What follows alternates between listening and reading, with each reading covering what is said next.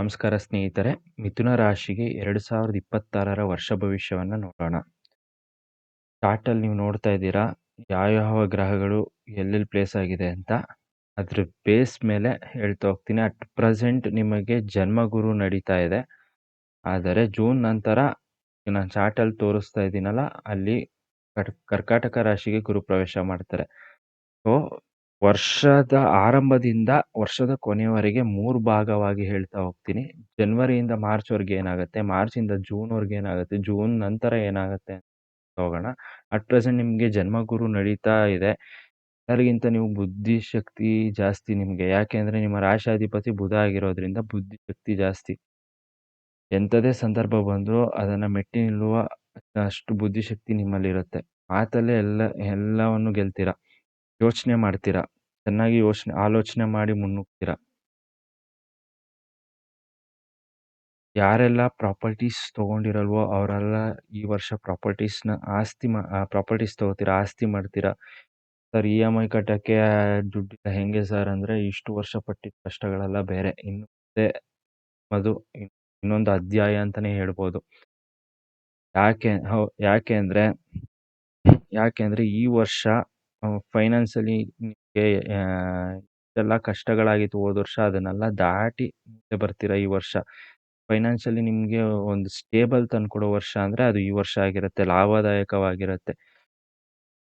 ಎಂಥದೇ problem ಬಂದರೂ face ಮಾಡ್ತೀರಿ. ಇದೆಲ್ಲವೂ ಈ ವರ್ಷ ಸರಿ. ಯಾವ್ದೆಲ್ಲ ಕಷ್ಟಪಟ್ಟಿದ್ರಿ ಹೋದ ವರ್ಷ ಎಲ್ಲ, health wise, financial wise, properties wise, litigation wise ಏನೇನೆಲ್ಲ ಆಗಿತ್ತು ಅದನ್ನೆಲ್ಲ ಈ ವರ್ಷ ಸರಿಪಡಿಸ್ಕೋತೀರ. ಮೊದಲ ಥರ ಒಳ್ಳೆ ಜೀವನ ನಡೆಸ್ತೀರ. ವೃತ್ತಿಯಲ್ಲಿ ಒಳ್ಳೆ ರಾಜಯೋಗ ಬರುವ ವರ್ಷ ಅಂದರೆ ಅದು ಈ ವರ್ಷ ಆಗಿರುತ್ತೆ.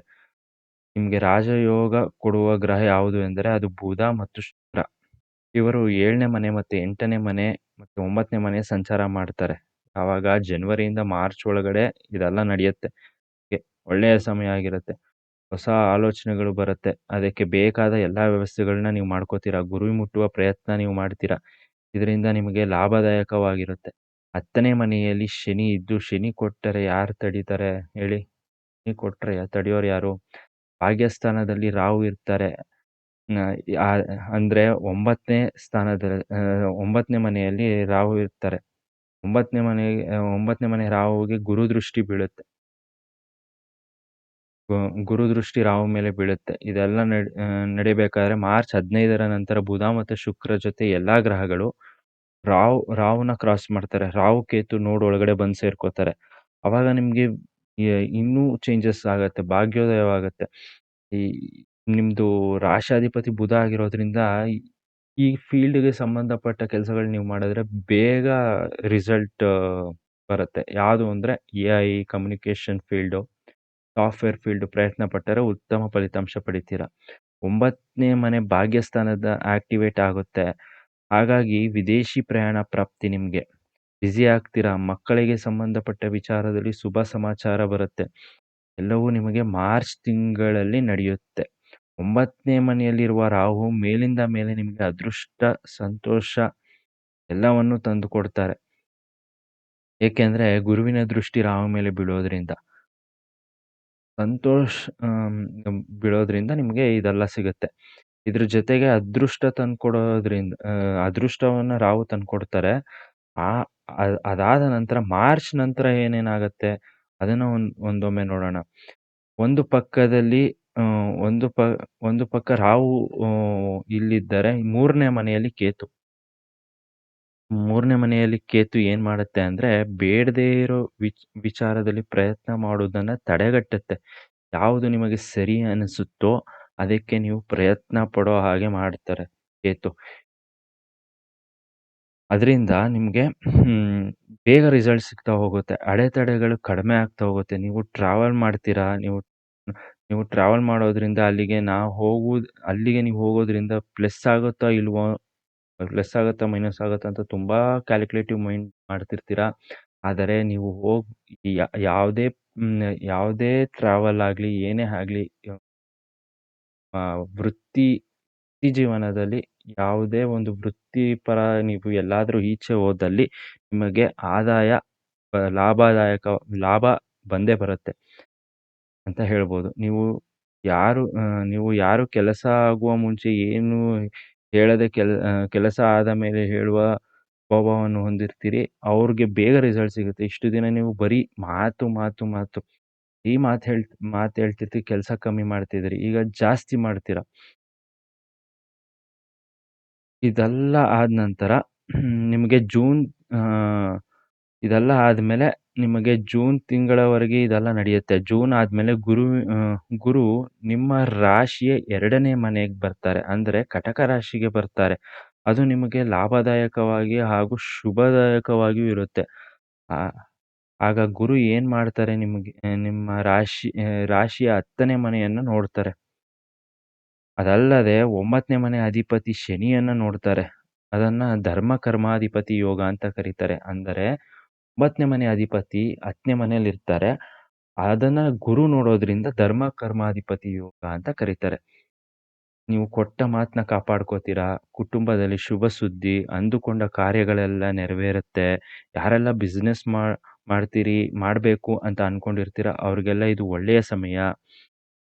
ಇದೊಂಥರ ಹೆಂಗೆ ಹೇಳ್ಬೋದು ಅಂದ್ರೆ ಕ್ವಾಲಿಟೇಟಿವ್ ಗ್ರೋತ್ ಅಂತಾನೆ ಹೇಳ್ಬೋದು. ಕ್ವಾಲಿಟೇಟಿವ್ ಮತ್ತೆ ಕ್ವಾಂಟಿಟೇಟಿವ್ ಗ್ರೋತ್ ಎರಡೂ ನಿಮಗೆ ನೆರವೇರುತ್ತೆ. ವರ್ಷದ ಕೊನೆಯಲ್ಲಿ ರಾಹು 8ನೇ ಮನೆಗೆ ಪ್ರವೇಶ ಮಾಡ್ತಾರೆ. ಆಗ ಗುರುವಿನ ದೃಷ್ಟಿ ಮತ್ತೆ ರಾಹು ಮೇಲೆ ಬೀಳುತ್ತೆ. ಇದರಿಂದ ರಾಹುವಿಂದ ಬರಬಹುದಾದ ನೆಗೆಟಿವ್ ವೈಬ್ರೇಷನ್ಸ್ ಎಲ್ಲವೂ ಗುರುವಿನ ದೃಷ್ಟಿಯಿಂದ ಪಾಸಿಟಿವ್ ಆಗುತ್ತೆ. ಹಾಗಾಗಿ ಈ ವರ್ಷ ಕೊನೆ ಕೂಡ ನಿಮಗೆ ಒಳ್ಳೆಯದೇ ಆಗತ್ತೆ. ಫೇವರಬಲ್ ಅಂತಾನೆ ಹೇಳ್ಬೋದು. ಮಿಥುನ ರಾಶಿಗೆ ಇನ್ನೊಂದು ವಿಚಾರ ಹೇಳ್ಬೇಕಾದ್ರೆ 2027ರಲ್ಲಿ ಶನಿಯು ಮೇಷರಾಶಿಗೆ ಪ್ರವೇಶ ಮಾಡಲಿದ್ದು, ಮೇಷರಾಶಿಯಲ್ಲಿ ಶನಿಗೆ ನೀಚ ಸ್ಥಾನ. ನೀ ಅಂದರೆ ಶನಿಯು ತನ್ನ ಬಲವನ್ನ ಕಳ್ಕೊತಾರೆ. ಅದರಲ್ಲೂ ಮಿಥುನ ರಾಶಿಯವರಿಗೆ ಇದು ಲಾಭದಾಯಕವಾಗಿರುತ್ತೆ. ಈ ಸಮಯದಲ್ಲಿ ಅನುಭವಿಸಬೇಕಾದ ಎರಡ್ ಸಾವಿರದ ಇಪ್ ನೀವು ಅನುಭವಿಸಬೇಕಾದರೆ 2026 ನೀವು ಉತ್ತಮ ರೀತಿಯಲ್ಲಿ ಸದುಪಯೋಗ ಪಡಿಸ್ಕೋಬೇಕು. ಅಂದ್ರೆ ಇದೊಂಥರ ಬೇಸ್‌ಮೆಂಟ್ 2026 ನಿಮ್ಗೆ. ಈ ಬೇಸ್‌ಮೆಂಟ್‌ನ ನೀವು ಸರಿ ಮಾಡ್ಕೊಂಡ್ಬಿಟ್ರೆ 2027 ನಿಮ್ಗೆ ಈ ಬೇಸ್‌ಮೆಂಟೇ ನಿಮ್ಗೆ ಮೈಲೇಜ್ ಆಗ್ಬಿಡುತ್ತೆ. ಅದನ್ನ ನೀವು ಯೂಸ್ ಮಾಡ್ಕೊಳ್ಳಿ. ಈ ವರ್ಷ ನಿಮ್ಮ ಎಫರ್ಟ್ಸ್‌ನ ಚೆನ್ನಾಗಿ ಚಾನಲೈಸ್ ಮಾಡಿ ಒಂದು ಕಡೆಗೆ ತಗೊಂಡೋಗಿ. ಕ್ಲಾರಿಟಿ ಇರ್ಲಿ. ಏನ್ ಮಾಡ್ಬೇಕು ಅನ್ನೋದು ಕ್ಲಾರಿಟಿ ಇರ್ಲಿ. ನೀವು ಏನ್ ಚೂಸ್ ಮಾಡ್ತಿದ್ದೀನಿ ಅನ್ನೋದು ಕ್ಲಾರಿಟಿ ಇರ್ಲಿ. ಆ ಕ್ಲಾರಿಟಿನ ಇಟ್ಕೊಂಡು ನೀವು ಗುರಿ ಹಾಕೊಂಡು ಮುನ್ನುಗ್ಗಿ ನಿಮ್ಗೆ ರಿಸಲ್ಟ್ ಬೇಗ ಸಿಗುತ್ತೆ. ಈ ರಿಸಲ್ಟು ನಿಮ್ಗೆ ನೆಕ್ಸ್ಟ್ ವರ್ಷ ಮೈಲೇಜ್ ಆಗಿ ಕನ್ವರ್ಟ್ ಆಗತ್ತೆ. ಅದು ಇನ್ನೂ ಒಂದು ವರ್ಷ 2027 ಕೂಡ ನಿಮ್ಗೆ ಚೆನ್ನಾಗಿ ಹೋಗುತ್ತೆ. ಇದೆಲ್ಲ ಜೊತೆಗೆ ಮಿಥುನ ರಾಶಿಯಲ್ಲಿ ವಯಸ್ಸಾದವರು ಇದ್ದಿರಲ್ಲ ಅವ್ರಿಗೆ ಚೆನ್ನಾಗಿರುತ್ತೆ. ಯಾಕೆ ಅಂದ್ರೆ ಭಾಗ್ಯಸ್ಥಾನಕ್ಕೆ ಗುರು ದೃಷ್ಟಿ ಇರುತ್ತೆ. ಮಾರ್ಚ್ ವರೆಗೂ ಆ, ನಿಮಗೆ ಚೆನ್ನಾಗೇ ಇರುತ್ತೆ. ಜೂನ್ ನಂತರ ಇನ್ನೂ ಉತ್ತಮವಾಗೇ ಇರುತ್ತೆ. ಜೀವನಾಧಿಪತಿ ಭಾಗ್ಯ ಭಾಗ್ಯಾಧಿಪತಿಯನ್ನು ನೋಡ್ತಾರೆ. ಭಾಗ್ಯಾಧಿಪತಿಯನ್ನು ನೋಡ್ತಾರೆ. ಅದರಿಂದ ಹೆಲ್ತ್ ವಿಚಾರದಲ್ಲಾಗಲಿ, ಮಕ್ಕಳ ವಿಚಾರದಲ್ಲಾಗಲಿ ಸಮಾಧಾನವಾಗಿ ಇರುತ್ತೆ. ನೆಗೆಟಿವ್ ವಿಚಾರ ಆಲೋಚನೆಗಳೆಲ್ಲ ಕಡಿಮೆ ಆಗ್ತಾ ಹೋಗುತ್ತೆ. ಈಗ ನಿಮ್ಗೆ ಮಿಥುನ ರಾಶಿಯಲ್ಲಿರುವ ಮಕ್ಕಳಿಗೆ ವಿದ್ಯಾಭ್ಯಾಸದಲ್ಲಿ ಹೇಗಿದೆ ಅಂತ ನೋಡೋದಾದ್ರೆ, ಮಕ್ಕಳಿಗೆ ವಿದ್ಯಾಭ್ಯಾಸದಲ್ಲಿ ಪ್ರಗತಿ ಇದೆ. ಉತ್ತಮ ಫಲಿತಾಂಶವನ್ನ ಪಡಿತೀರಿ. ಈ ವರ್ಷ ನೀವು ಮಾಡಬೇಕಾಗಿದ್ದು ಇಷ್ಟೇ. ನಿಮ್ಗೆ ಪರಿಹಾರ ಹೇಳ್ತಾ ಹೋಗ್ತೀನಿ. ಅದಕ್ಕಿಂತ ಮುಂಚೆ ಮಕ್ಕಳ ವಿದ್ಯಾಭ್ಯಾಸ ವಿಚಾರದಲ್ಲಿ ಈ ವರ್ಷ ತುಂಬಾ ಚೆನ್ನಾಗಿದೆ. ಕರೆಕ್ಟಾಗಿ ಯೂಸ್ ಮಾಡ್ಕೊಂಬಿಟ್ರೆ ತುಂಬಾ ಬೇಗ ರಿಸಲ್ಟ್ ಸಿಗ್ತಾ ಹೋಗುತ್ತೆ. ಕ್ಲಾರಿಟಿ ಇರ್ಲಿ. ಏನ್ ಮಾಡ್ತಿದೀವಿ ಅನ್ನೋದು ಕ್ಲಾರಿಟಿ ಇರ್ಲಿ. ಅದನ್ನ ಇಟ್ಕೊಂಡು ನೀವು ಮುಂದೆ ಗುರುವಿನಿಂದ ನಿಮ್ಗೆ ಈ ವರ್ಷ ತುಂಬಾನೇ ಉಪಯೋಗ ಇದೆ. ನೆಕ್ಸ್ಟ್ ವರ್ಷ ನಿಮ್ಗೆ ಶನಿ ಮೇಷರಾಶಿ ಪ್ರವೇಶ ಮಾಡ್ತಾರೆ. ಅವಾಗ ನಿಮ್ಗೆ ಇನ್ನೂ ಪ್ಲಸ್ ಪಾಯಿಂಟ್ ಆಗತ್ತೆ. ಈ ವರ್ಷ ಚೆನ್ನಾಗಿ ಯುಟಿಲೈಸ್ ಮಾಡ್ಕೊಳ್ಳಿ ಅಂತ ಹೇಳ್ತಾ, ನಿಮ್ಗೆ ಪರಿಹಾರ ಅಂತ ಹೇಳೋದಾದ್ರೆ ಗುರುವಿನ ಆರಾಧನೆ ಮಾಡಿ ಉತ್ತಮ ಫಲಿತಾಂಶ ಪಡಿತೀರಿ. ಹಾಗೆ ಗಣೇಶನ ಆರಾಧನೆ ಮಾಡಿ ಮತ್ತೆ ಆಂಜನೇಯನ ಆರಾಧನೆ ಮಾಡಿ. ಗಣೇಶನ ಆರಾಧನೆ ಯಾಕೆ ಅಂದ್ರೆ 3rd ಹೌಸಲ್ಲಿ ಕೇತು, 3ನೇ ಮನೆಯಲ್ಲಿ ಕೇತು ಇದ್ದಾರೆ. ಅವರು ವರ್ಷದ ಕೊನೆಗೆ 2ನೇ ಮನೆಗೆ ಬರ್ತಾರೆ. ಹಾಗಾಗಿ ಸ್ವಲ್ಪ ನಿಮ್ಗೆ ಕೆಲವೊಂದು ವಿಚಾರದಲ್ಲಿ ಡಿಟ್ಯಾಚ್‌ಮೆಂಟ್ ಆಗತ್ತೆ. ಸೊ, ಆ ಡಿಟ್ಯಾಚ್‌ಮೆಂಟ್‌ನ ಅವಾಯ್ಡ್ ಮಾಡ್ಬೇಕು. ಗಣಪತಿನ ಆರಾಧನೆ ಮಾಡಿ. ಅಂತ ಹೇಳ್ತಾ ಈ ವಿಡಿಯೋವನ್ನ ಇಲ್ಲಿಗೆ ಮುಗಿಸ್ತಾ ಇದ್ದೀನಿ. ಹೊಸ ವರ್ಷದ ಶುಭಾಶಯಗಳು.